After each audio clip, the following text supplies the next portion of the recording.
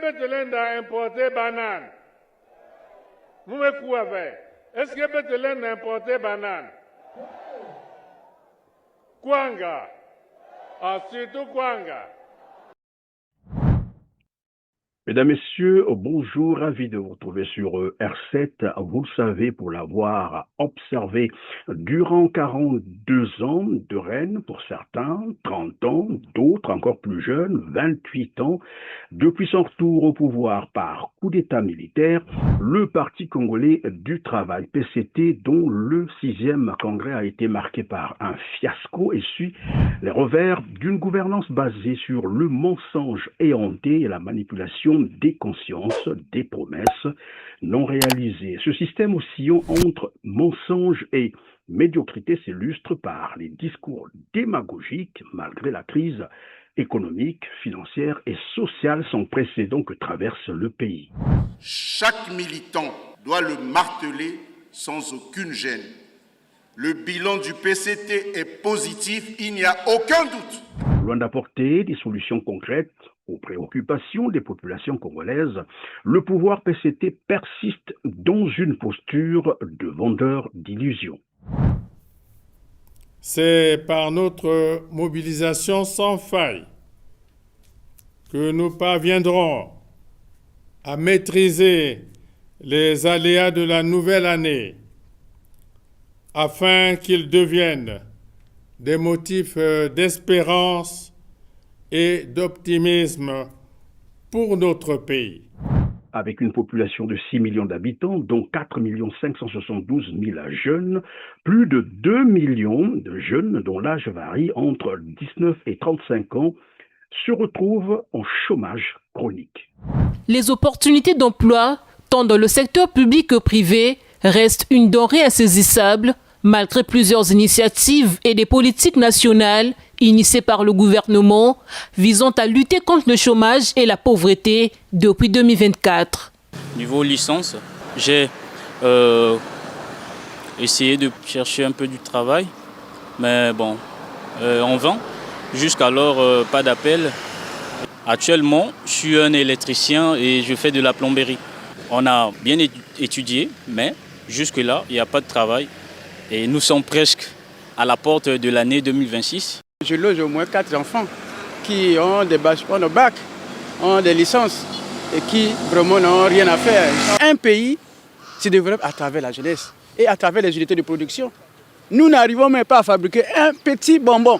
Plusieurs entités du pays sont en proie aux grèves, parmi lesquelles les structures sanitaires et l'université Marien Ngouabi, avec une incidence sur les étudiants de cet alma mater, obligés pour certains de se lancer dans les activités génératrices de revenus telles que la coiffure. Pratiquement 2 mois, il n'y a plus les cours, donc je m'exerce avec mon métier de la coiffure parce que ça me permet d'avoir quelque chose. Toutefois, nous sommes en grève, mais puisque nous sommes habitués, mais honnêtement, ça ne nous arrange pas parce que nous avons eu un retard en termes de formation. Je veux prendre l'exemple de Denis Sassou Nguesso. Denis Sassou Nguesso est toujours opérationnel. Par contre, nous, ce n'est pas le cas. Le stade Massamba Déba, sa fermeture, c'est désolant. Le Congo est détenteur d'une CAN parce que lorsqu'on parle du stade Massamba Déba, on parle sport. Et le Congo est détenteur d'une CAN et nous sommes sans ignorer que la victoire à la CAN de 72 a été un levier, a été un atout pour nous afin de résoudre certains problèmes, de réaliser certaines œuvres en matière d'économie et qui ici aujourd'hui sont toujours d'actualité. Je pense que c'est un échec total. Confrontés à une situation sociale délétère, les jeunes appellent à des réalisations concrètes en phase avec l'année de la jeunesse. Ce qu'il faut faire, c'est soutenir les jeunes qui ont des projets. Ceux qui n'ont pas de projet, leur trouver des formations afin qu'ils aient des métiers. Pour ceux qui vont encore à l'école, en tout cas contribuer à ce que les infrastructures éducatives soient de qualité.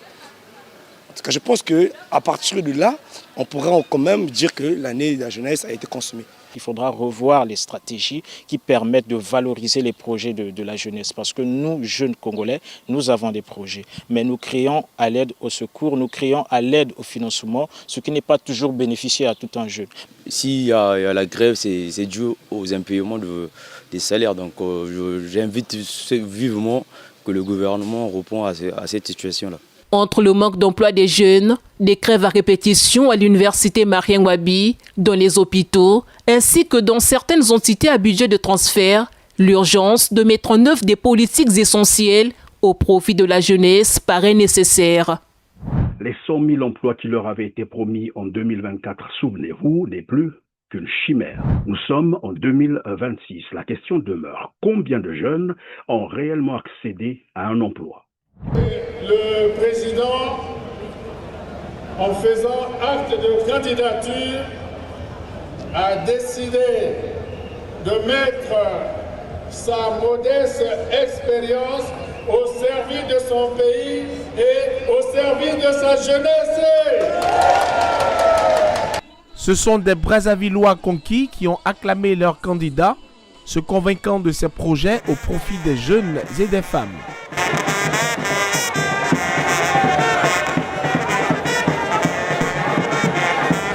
Mon choix ne peut qu'être le président Denis Sassou Nguesso, tout simplement en tant que chef et cadre de la force montante congolaise. Je suis secrétaire permanente et je suis très content du message fort et poigneux que le chef de l'État a dit.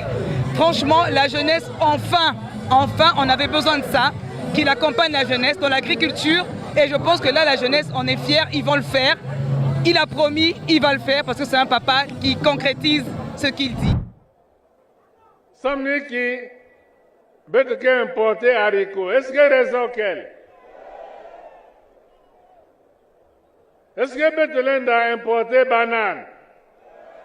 Nous me couavez. Est-ce que Bethlehem a importé banane? Kwanga. Ah, surtout Kwanga. Ah.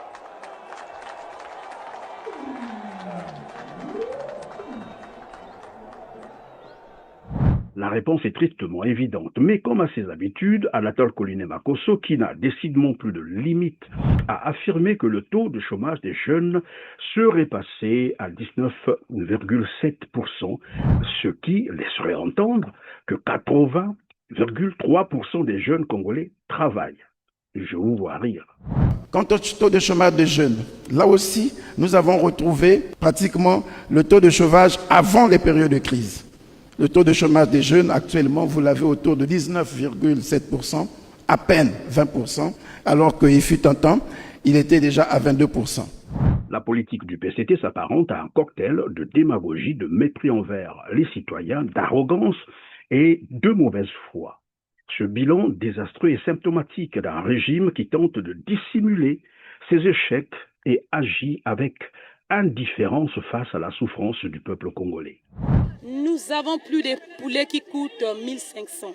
Les produits, surtout ça, je ne sais pas si on sera encore en mesure de manger. L'augmentation persistante des denrées alimentaires constatée dans les différents marchés de la capitale congolaise inquiète de plus en plus les consommateurs qui peinent à s'approvisionner à cause de la cherté des produits de première nécessité. Même les produits agricoles, à l'exemple des aubergines et du chou ou encore de la tomate, ne sont épargnés. Les choux, les violettes là, la ciboulette, les oignons, les poivrons là, c'est ici, chez nous-mêmes. Mais pourquoi c'est cher? Le constat que j'ai fait que l'huile a augmenté de 1200 à 1500. Donc c'est maintenant cher. Bon, vie actuelle là, le bidon est venu à 23 500, le litre est venu à 1000 francs. Alors à 23 500, le litre 1000 francs, un litre de 1500, ça ne correspond pas par rapport aux commerçantes. La tomate, ça c'est à 250. J'ai acheté une tomate royale, si je crois. C'est à 650. Et ça doit baisser. Hein. Quant aux poissons salés et fumés, il faut avoir suffisamment des moyens nécessaires pour s'en procurer. Une situation qui n'arrange guère le panier de la ménagère, surtout pour des familles nombreuses. Bon, j'ai seulement 35 000 avec moi. Je fais le marché d'une semaine. Qu'est-ce que je veux faire? Là, les poissons salés à 5 000, les condiments à 1000 francs, 1500, je ne sais pas. Le foufou, le manioc ou quoi, je ne sais pas. Donc là, ça ne marche plus. On te donne l'argent pour aller au marché, là, peut-être on te donne 5 000. Quand tu vas au marché, tu arrives aussi au marché. Avec 5 000, tu vas acheter quoi? Tu es là à faire des tours, aller-retour, aller-retour. Tu n'arrives pas à prendre avec 5 000 qu'on te donne.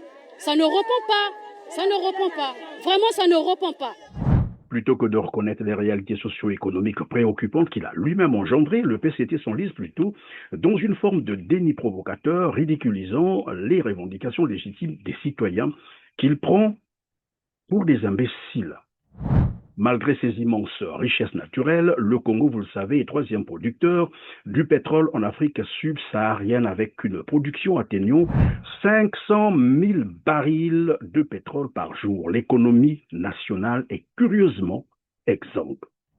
Le gouvernement congolais, sous l'impulsion du ministre des Hydrocarbures, Bruno Jean-Richard Itoua, annonce un nouveau cycle d'octroi de licences pétrolières et gazières à l'occasion du Forum sur l'énergie et l'investissement prévu du 24 au 26 mars 2025 à Brazzaville.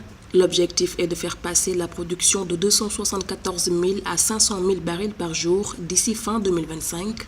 Ce cycle vise à attirer des investisseurs internationaux et à dynamiser l'exploration offshore dans le but de compenser le déclin naturel des champs matures. Entre 2021 et 2022, environ 133 000 milliards de francs CFA, je répète et j'insiste, 133 000 milliards de francs. Je ne parle pas de 14 000 milliards. Je dis bien 133 000 milliards de francs CFA des recettes pétrolières ont été détournés selon Alphonse Maboussou, spécialiste en ressources minières et pétrolières. C'est l'argent de l'État. Mais comme ils ont trouvé la latitude de mettre ça hors budget dans le cas des contrats de partage de production, ils envisagent comme ils peuvent. Donc, ça sous-entend que même le FMI, aujourd'hui, le Congo se tourne vers l'Azerbaïdjan pour aller chercher 5,2 milliards de dollars de prêts pour que la dette du Congo soit rachetée par l'Azerbaïdjan. Vous voyez, donc, c'est que des montages assez complexes. C'est un peu le principe, c'est un peu le principe des fonds vautours, c'est ça? Mais bien sûr que oui. J'aimerais comprendre pourquoi ces gens-là n'arrivent réellement pas à gérer le Congo alors qu'ils ont planqué 133 000 milliards. Il suffit qu'ils ramènent l'argent qu'ils ont planqué et puis voilà, on redémarre. Cette manne pétrolière, comme vous pouvez vous en convaincre, aurait suffi à transformer le Congo en un petit Qatar ou en une petite Suisse. Cependant, tout cet argent a disparu dans la nature par les détournements massifs en série des deniers publics par les dignitaires du pouvoir de Brazzaville, donc le pouvoir PCT. Des détournements bien connus du peuple congolais. Le taux de déflation qu'on fait sur le pétrole congolais pour déterminer le prix, c'est une moyenne qu'on fait. Mais on a dit comme ça, j'ai vu le budget, 46 $. Ça vient de quoi? Parce que la décote est exagérée. Moi, quand j'étais ministre des Finances, la décote était de 1,5 $. Moi, aujourd'hui, la décote dépasse les 6 $. Est-ce que la nature a changé en Oural, en mer du Nord et en Amérique? Ça n'a pas changé. Et le pétrole congolais n'a pas changé. C'est toujours les mêmes. Oui. Pourquoi la décote est passée à 6,5 $? Donc, c'est des choses qu'il faut regarder de très près. Donc, mon problème, c'est restaurer la liquidité de l'État pour que ce qui appartient à l'État rentre dans les caisses de l'État. Parce que la SNPC est censée vendre le pétrole à part du Congo, c'est exporté. Mais l'argent n'est jamais rentré dans notre pays. Jamais, jamais, jamais. Personne ne viendra vous dire qu'on a vendu tant de cargaisons que tel jour, le produit des cargaisons est rentré dans le trésor congolais. Ça n'existe pas. Mais cet argent reste où? Il est où? On sait. Il est placé dans les paradis fiscaux, dans des comptes des particuliers. Le trésor congolais n'a pas un compte à l'extérieur. Mais tous les grands pays qui nous entourent le savent. Les financiers comme moi le savent. Pourquoi ça?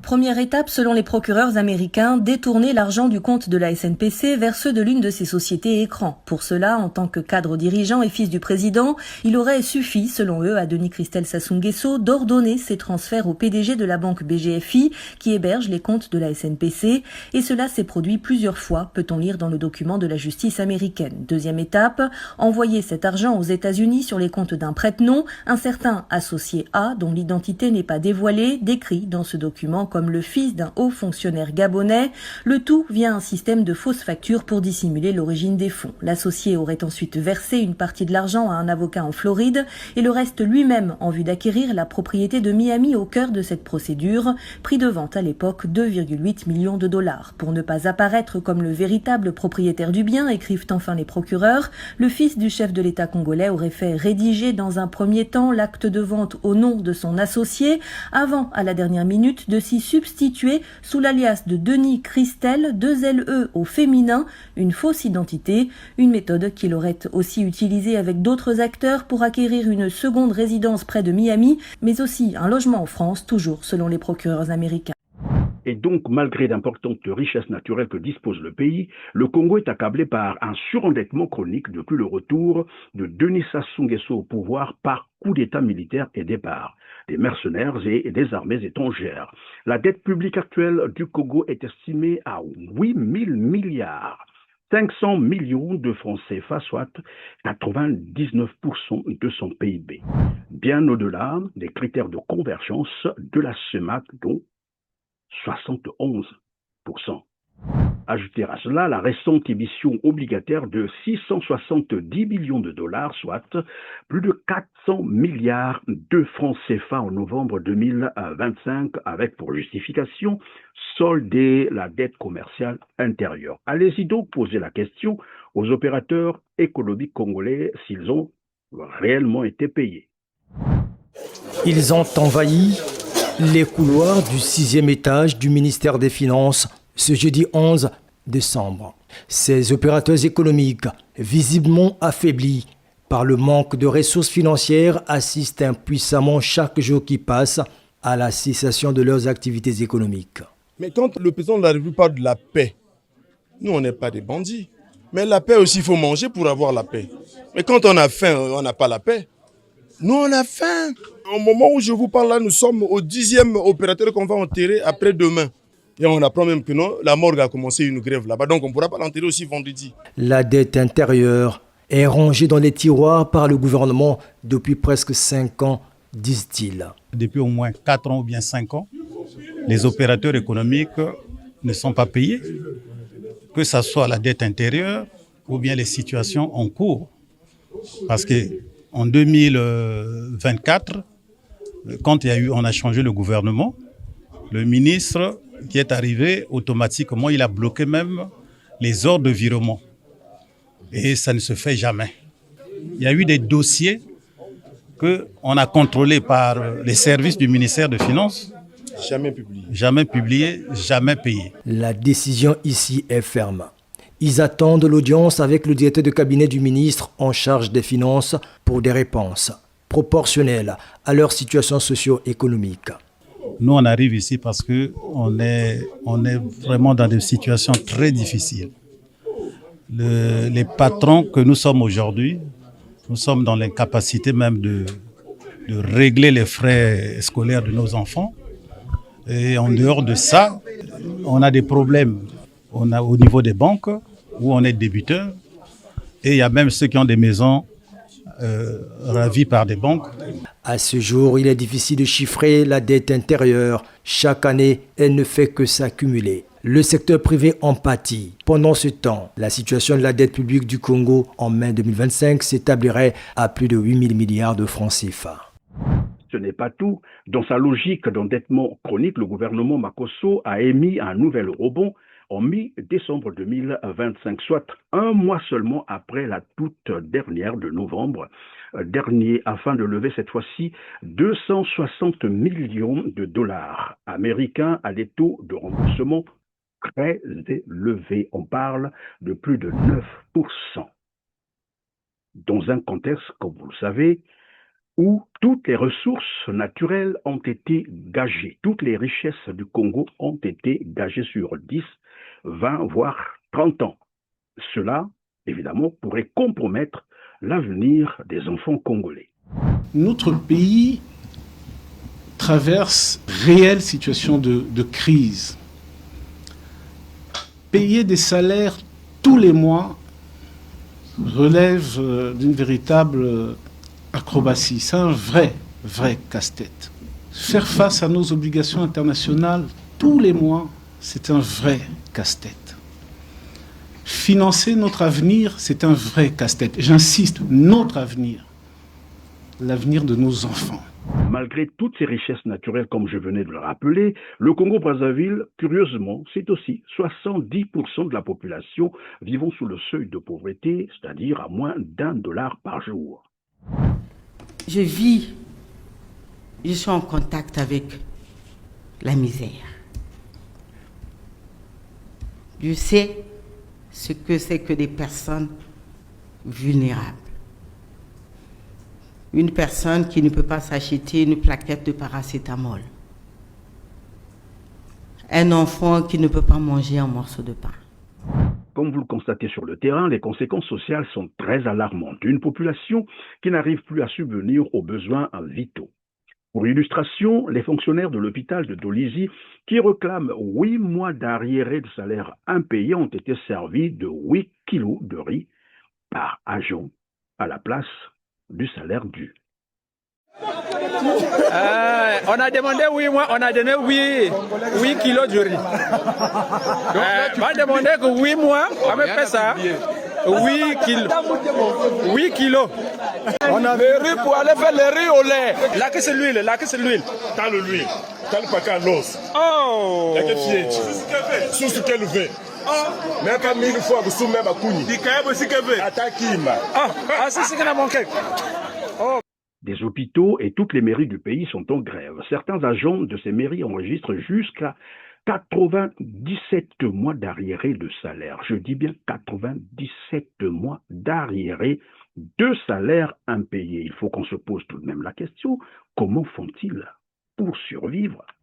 Les agents municipaux de la commune de Dolisie sont rentrés en grève générale illimitée ce jeudi 11 décembre 2025 à 7h, conformément à l'avis de grève numéro 089 du 5 décembre 2025 de l'Union des secrétaires généraux élus des syndicats des mairies du Congo, entériné par les conclusions de l'Assemblée générale tenue le 10 décembre 2025 dans la salle de mariage de l'hôtel de ville par les agents municipaux de la dite commune. Réunis ce mercredi 10 décembre 2025 dans la salle de mariage de l'hôtel de ville de Dolisie. Les agents municipaux de la commune de Dolisie ont décidé, au terme de l'expiration du délai de l'avis de grève, d'entrer en grève illimitée à compter de ce jeudi 11 décembre 2025 à 7h00. Au cours de cette assemblée générale, aucun service minimum n'a été toléré. Pourquoi? Parce que d'abord la mairie de Dolisie est en grève. Il y a un service minimum qu'on avait mis en place et jusqu'à nos jours, ils n'ont jamais été payés. Alors dans le service, quand vous prenez un service minimum, il y a un per diem qu'on donne. Nous avons dit, ça ne passe pas. Aucun service minimum. Ça vraiment, on va vous le dire. C'est pour vous dire, trop c'est trop. Mais nous souffrons. 98 mois, c'est pas chose facile. Hein? Nous avons des maisons à louer, nous avons des enfants à l'école, les parents malades, beaucoup de problèmes. Les étudiants congolais, aussi bien de l'intérieur que de l'extérieur, donc de l'étranger, n'échappent pas à cette misère imposée par le gouvernement PCD.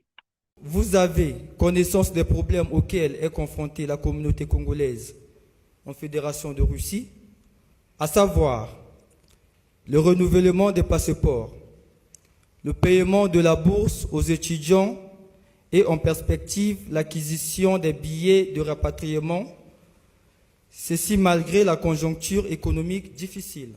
Il ne faut pas croire que les quelques difficultés que vous pouvez rencontrer, retard de la bourse, etc., elles ne sont pas propres aux étudiants. Elles ne sont pas propres aux étudiants. Parce que le pays connaît une conjoncture difficile. Nous allons surmonter, et cela je vous le promets, nous allons surmonter ces difficultés-là pour relancer notre pays sur le chemin de la croissance, sans aucun doute. Mais pendant cette période difficile, on se serre un peu la ceinture. C'est valable pour vous, comme pour les parents qui sont rester au pays. Et il y a des moments, le président, chaque fin de mois, il perd le sommeil pour voir comment rassembler quelques bouts, payer quelques salaires de fonction publique. Ceux de l'université Marion-Gwabi n'ont plus jamais perçu leur bourse depuis plusieurs années. Pourtant, l'argent pour payer les bourses est quelquefois déboursé par le Trésor, selon Denis Sassou Nguesso. Le recensement biométrique des étudiants inscrits dans les universités publiques à Brazzaville a permis de constater que l'État ne devrait décaisser que 3 milliards de francs CFA par an au lieu de 9 milliards exigés pour le paiement des bourses. Est-ce à croire que 6 milliards de francs CFA se dissipent chaque année sans jamais laisser de traces?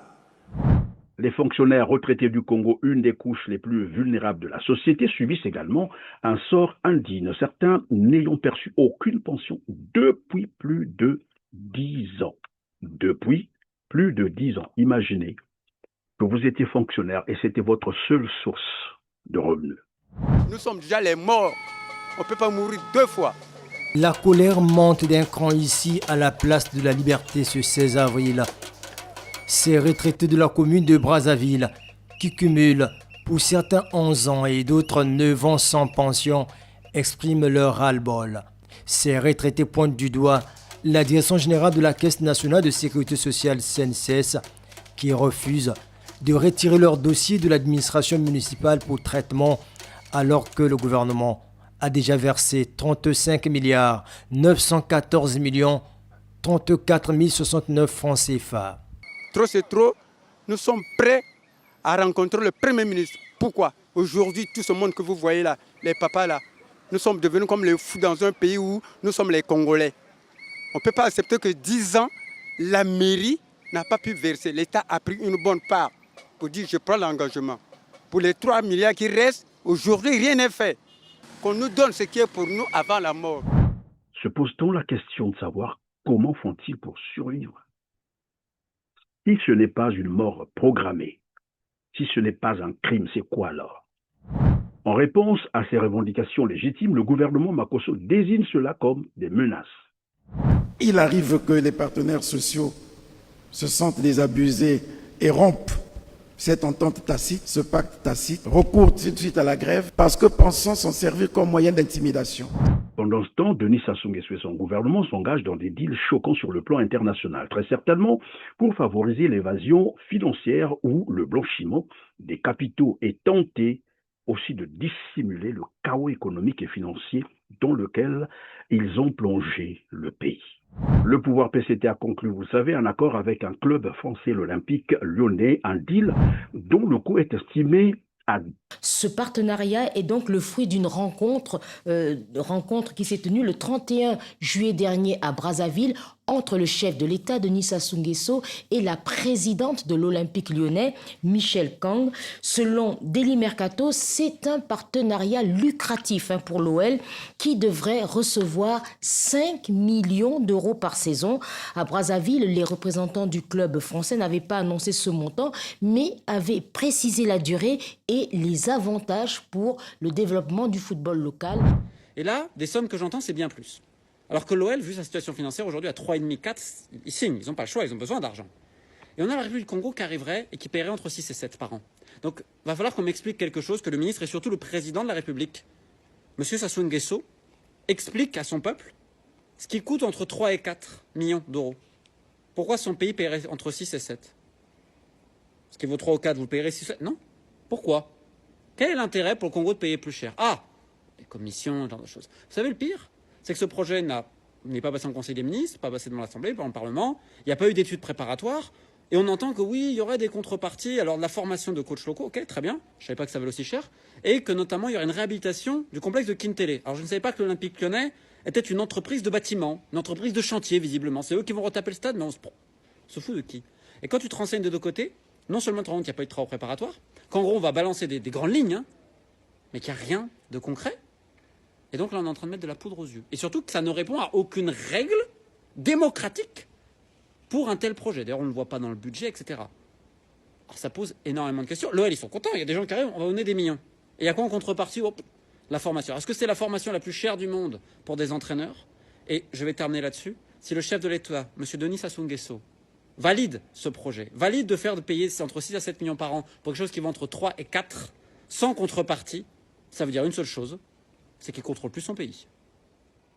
Tout cet argent sera versé, j'allais dire gratuitement, inutilement, à un club de football français, l'Olympique Lyonnais. Pendant ce temps, au Congo, des hôpitaux sont en ruine. Le CHU de Brazzaville manque d'ascenseurs. À Pointe-Noire, l'hôpital général Adolphe Cissé manque de laboratoires fiables et crédibles pour des examens médicaux.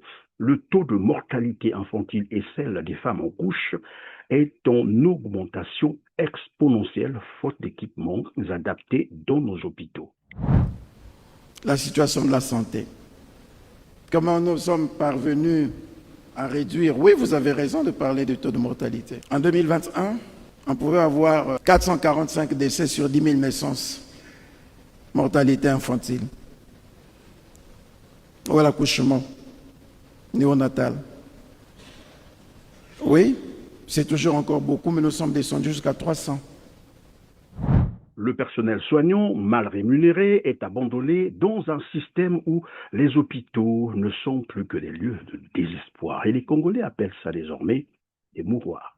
L'intersyndicale, regroupant la Fédération nationale des agents de santé et des affaires sociales, a décidé au terme de son Assemblée nationale de déclencher un mouvement de grève dans toutes les structures sanitaires du pays à compter du 24 décembre. Nous vous informons de la reprise du mouvement de grève illimité avec service minimum sur toute l'étendue du territoire national à compter du mercredi 24 décembre 2025 à 7 heures, jusqu'au paiement intégral des salaires en cours et de la signature d'un protocole d'accord tripartite entre le ministre de la Santé et de la Population, le ministre en charge des Finances et l'intersyndicale fédérale FENASAS, FESITRASAS, aux fins de l'appurement des aérés. Cette grève est consécutive à leur doléance, restée jusqu'ici lettre morte. L'éducation n'est pas épargnée non plus. Des grèves à répétition dans ce secteur chaque année depuis le retour de Denis Sassou Nguesso au pouvoir par coup d'état militaire. Des grèves qui minent la qualité de l'enseignement déjà précaire, hypothéquant bien entendu l'avenir des jeunes étudiants congolais. Le collège intersyndical relève avec indignation l'indifférence du gouvernement face aux énormes difficultés que vivent les travailleurs de l'université Marien Ngouabi et exige 1. Le paiement de 5 mois de salaire dû aux travailleurs de l'université Marien Ngouabi, août et septembre 2024, août, septembre et octobre 2025. 2. Le paiement de toutes les heures diverses dues depuis l'année 2018. 3. Le versement par le Trésor public de l'ensemble des cotisations sociales des agents de l'université Marien Ngouabi aux caisses de sécurité sociale. En considération de ce qui précède, le collège intersyndical décide du déclenchement d'une grève générale et illimitée à compter du lundi 17 novembre 2025 à 7h00 à l'université Marien Ngouabi, avec arrêt de tout le processus d'inscription et de proclamation des résultats des différents concours. Le Congo est au bord du gouffre. Le gouvernement Makosso a trouvé un bouc émissaire, les réseaux sociaux, les accusant de désinformer sur le bilan catastrophique du PCT après 42 ans pour voir son partage. Sur le marché de l'information, des marchands véreux exposent à l'étalage 3 types de produits. L'info, l'infox et l'intox. Au point qu'il devient de plus en plus difficile pour le citoyen consommateur de l'information de choisir le bon produit. Ceux qui aujourd'hui sont des donneurs de leçons sur les réseaux sociaux ne feront guère mieux. Si par grand malheur pour le peuple congolais, ils gagnent les élections et accèdent au pouvoir. Ce sont des faits qui parlent d'eux-mêmes. Non-respect des droits humains, violation systématique de la Constitution et mépris affiché envers ses engagements jurés publiquement. Le CAD, Centre d'action pour le développement, documente les violations des droits humains en République du Congo depuis 2021. Et dans son rapport annuel de plus de 200 pages, l'ONG évoque pour 2024 un recul inouï des droits civils et politiques dans le pays. Les conclusions sont terribles, mais cette fois-ci, le pays a passé un cap supplémentaire. Pourquoi nous le disons? Parce que nous avons documenté en cette année 2024 8216 violations des droits humains. Alors qu'en 2023, nous étions à 2092. C'est une augmentation très importante et cela nous inquiète. Une augmentation de près de 400% par rapport à l'année dernière. Les chiffres proviennent d'études de terrain dans 17 localités congolaises seulement. Selon le CAD, les arrestations arbitraires ont augmenté de 711% entre 2023 et 2024. Les détentions arbitraires de 670%. Les disparitions forcées de 200%. Les cas de torture et de mauvais traitements de 1253%, précisément. Espoir Nungu est décédé des suites de coups et blessures volontaires, selon le rapport d'autopsie. Cet étudiant de 27 ans vivait ici avec sa famille à Djiri, dans le 9e arrondissement de Brazzaville. Le 21 octobre, il est arrêté par la police. Sa mère fait le tour de la ville pour finalement récupérer le corps de son fils mort. Je l'ai cherché dans plusieurs commissariats sans le trouver. Au bout du 11e jour, on m'a appelé pour me dire qu'il avait fait une crise au commissariat de Kibeliba et que je devais venir le chercher. Quand je suis arrivée là-bas, on m'a dit qu'il était aux urgences. Et là, on m'a dit que mon enfant était décédé depuis longtemps et qu'il avait été déposé à la morgue. C'est à l'hôpital qu'on m'a informé qu'il était arrivé ici, déjà mort. Denis Sassou Nguesso ayant juré de respecter et de faire respecter la Constitution se trouve être, curieusement, le premier à la violer de manière régulière et délibérée. Il cumule les fonctions de président de la République et de président de son parti en violation flagrante de l'alinéa 2 de l'article 80 de la Constitution congolaise. Il n'a jamais, mais vraiment jamais, déclaré son patrimoine. Il a privatisé l'État congolais, déplaçant même le palais présidentiel à Oyo et administre le pays ainsi que ses ressources comme s'il s'agissait d'une entreprise familiale. Des centaines de milliers d'euros, de millions d'euros évaporés dans ce qui s'apparente au pillage de tout un pays où le revenu moyen par habitant n'atteint pas 5 euros par jour. Le premier volet de cette enquête, intitulé « Le président, l'intermédiaire et les millions envolés », raconte comment l'arrestation de cet homme d'affaires, Lucien Ebata, un proche du président Denis Sassou Nguesso, mis en examen en France en 2021 pour blanchiment et corruption active, comment son arrestation a permis la mise au jour d'un puissant système financier occulte au profit du clan du président Denis Sassou Nguesso, arrivé au pouvoir pour la première fois, on le rappelle, en 1979, une affaire qui a commencé en janvier 2012 à l'aéroport de Roissy où Lucien Ebata s'était fait arrêter en possession de sommes stupéfiantes en liquide, 182 000 euros et 40 000 $ en espèces non déclarées, au cœur de ce système de détournement présumé. Une société, la société de Lucien Ebata, la société Orion, du nom de la constellation symbolisant la force dans la mythologie grecque. Une entreprise moins poétiquement immatriculée aux Seychelles avec l'aide du cabinet d'avocats Mossack Fonseca, un nom qui vous dit sans doute quelque chose puisqu'il s'agit de la société qui s'est retrouvée au cœur du scandale d'évasion fiscale des Panama Papers. S'agissant d'Orion, donc, Libé affirme que cette société a alimenté des dépenses somptuaires, des dizaines de milliers d'euros de cadeaux achetés dans des boutiques de luxe sur les Champs-Élysées, jusqu'à des mouvements de cash pouvant atteindre des millions d'euros à Paris et à Monaco. Libération évoque une affaire qui résonne avec celle des biens mal acquis, dans laquelle, on s'en souvient, des membres du clan de Denis Sassou Nguesso sont soupçonnés de s'être constitués des patrimoines illicites en France grâce à des détournements de fonds publics. Pour conclure, je pense qu'il est pertinent de rappeler à l'heure où certains Congolais s'activent autour de la soi-disant élection présidentielle prévue en mars prochain, mars 2026 au Congo-Brazzaville, que les mécanismes de fraude demeurent parfaitement en place pour le Parti congolais du travail.